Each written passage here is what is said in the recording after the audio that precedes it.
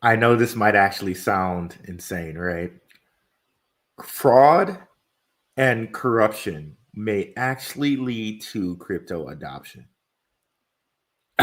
Like I don't even know what to say about that, but that's the world we're living in right now. Okay, that's the world we're living in. We'll talk about that and more coming up soon, as well as more altcoin ETFs are being announced, and that's going to bode very well, very, very well for the cryptocurrency space.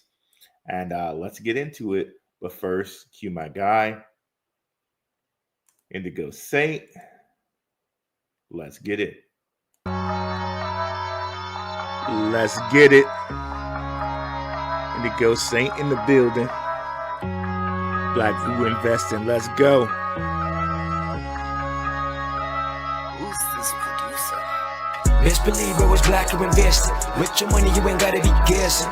Profits is what we manifesting. So we binge on our Blackrue Investing. Best believe it was Blackrue Investing. Dark horse in this race, we ain't resting. We got stocks, we got crypto with a blessing. So thank God for that Blackrue Investing. Best believe it was Blackrue Investing. What is going on? What is up, Blackrue crew? Be back in the house here on a Monday. Sorry, guys, I did not get with you guys on this weekend. Took the weekend to kind of take a break, and hey, we're back. We're back. Let's see who's in the chat here. What's up, E? Shout out to E. He is our moderator in our Telegram, which is completely free for now, but that may change. Let's go ahead and present here. 1 second. Let me share the screen here. Boom, boom, boom, boom. And here we go. Okay. So let's just take it straight and go to the first bit of news here. So this is from Kyle. I think you say that Chasse, maybe. Big guy in the space, Bitcoin since 12, championing decentralization. He's an angel investor, been around, but he gave this news. Holy crap. Coinbase CEO wants to put government spending on the blockchain. Bullish. Okay. And even Elon has said that. But some very, very telling piece of news here that I want to share with you guys comes from Mike Flood. If you don't know who Mike Flood is, you should understand who Mike Flood is. He's a U.S. representative that I think there's a lot of people that are anti-crypto that think this whole... Hold on 1 second. He's a U.S. representative that is kind of tied to the hip at with Telcoin. His former roommate in college, Paul Nooner, is Telcoin CEO. So he's in pretty deep with Telcoin. He's a representative for the state of Nebraska, which Telcoin is headquartered in. So, he's kind of tied at the hip with Telcoin. And, he says here, of course, that he's working with President Trump and the crypto czar to kind of make America the crypto hub of the world. So, again, I think this bodes well for Telcoin. And if I were to bring up really quickly our charts, Telcoin has held up very, very well in this pullback of everything that's going on.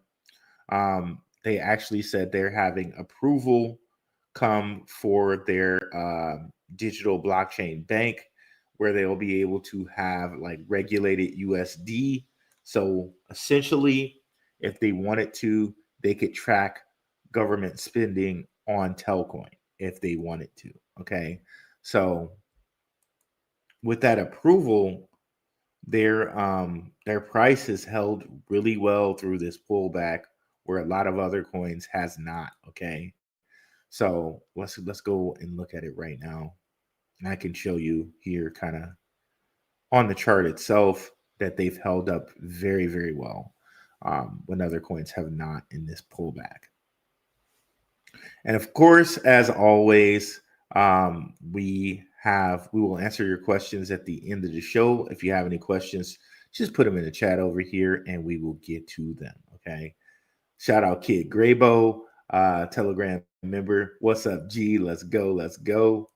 But yeah, let's take a look here at Telcoin. As you can see, we're on the day chart here. If we look on the hour chart, you can see here, let's get rid of our RSIs.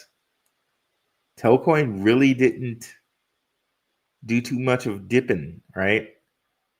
Everything kind of dipped here when the whole tariff thing happened, and it just went right back up. But you can see here, since the whole tariff fiasco, it's holding over the 200 EMA very, very nicely, and it's just holding just so very nicely. This is probably one of the best bargains under a cent right now. Okay, is Telcoin. So just wanted to look at that, talk about that right quick before we hear what Mike Flood has to say here. Now, again, so Fraud is probably one of the big. This is Mike Flood, and you can see here, blockchain technology can help cut down on fraud in financial services.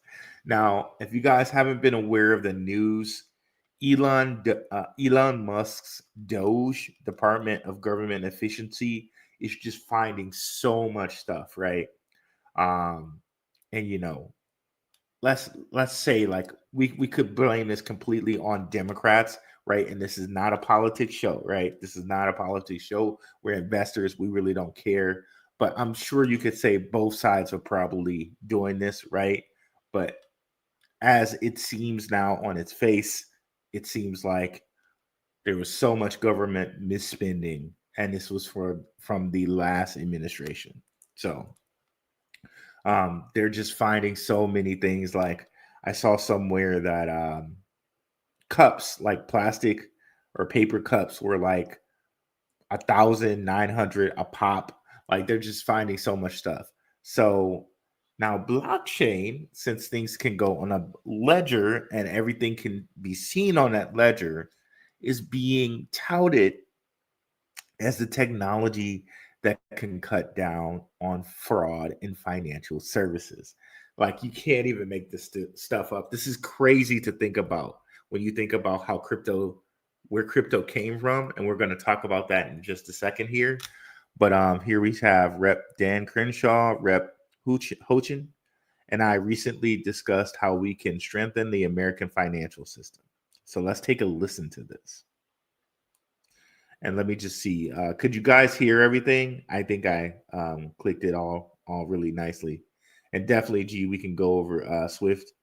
And what's up, DJ Got Bands? But let's go ahead and go back here and listen to Rep Flood here. Yeah, that's the one we want. Okay.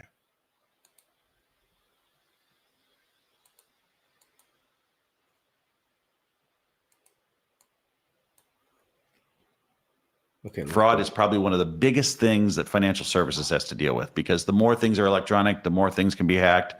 We have to leverage the power of blockchain. How does the blockchain not let it happen? Well, you can trace where it goes. You know, at that point. But then who's the authority that then can recover the money? And by the way, fair use. The authority that then can recover the money. Well, as soon as they start creating pathways, you know, fraud detection services, banks. Okay, so it's still the same. The authority is still the same. The bank, the FBI, the whatever. Right now, it goes over to Europe, but we don't know where it goes. Like with blockchain, we will be able to trace that transaction from Lincoln, Nebraska to its endpoint, and everywhere in between. Shut down these fraud networks. Yeah, and we're seeing that again with my work on the cartel stuff. We're seeing that as long as you have the right programs to do it, which is something we actually need to get them more of. But when our monetary system's on those shared databases, like Erin was talking about, and she did a really good job talking about how that works, that will allow our law enforcement folks to do an even better job protecting Americans and scraping back that money and stopping these networks from coming to our system. Okay, so that to me is like mind blowing. Okay, considering where crypto, how they try to angle and frame crypto in the beginning. Okay, and here we have where is this? Elon Musk here, all in crypto, whoever this guy is. Breaking Elon Musk at Doge is exploring blockchain use cases to help U.S. government with government efficiency. In talks with public blockchains, which may be used to track government spending. Source Bloomberg. So this is January 25th. The thing that we just listened to with Rep Flood was January 31st. You can see here a couple other people referencing this, like Cointelegraph. Elon Musk is exploring blockchain technology to track U.S. government spending, secure data, process payments, and manage federal property, aiming to boost transparency and reduce waste. Through critics warn of potential challenges. Okay. So Musk exploring blockchain use in U.S. government efficiency effort. Conversations to be held with multiple public blockchains. The technology may be used to track government spending. Okay. And you can see here, guys at Good Morning Crypto, they do a good job over there. Shout out to Abs and them. But yeah, this is crazy to think about. This is so insane to think about. Let me just walk you through a timeline right quick, okay? Or let me just walk you through this. Let's pull this up here. Where is it? Okay, so we're already aware right now, right? This article is from October 13, 2017. BlackRock CEO Larry Fink calls Bitcoin an index of money laundering. Okay, now understand now, BlackRock today has a Bitcoin ETF. Okay, so Larry has now changed his tune, quote unquote, right? So understand everything I'm reading is from 2017. Okay, let's go back. BlackRock CEO Larry Fink calls Bitcoin an index of money laundering. Okay, Bitcoin just shows you how much demand for money laundering there is in the world, right? And again, Bitcoin has a ledger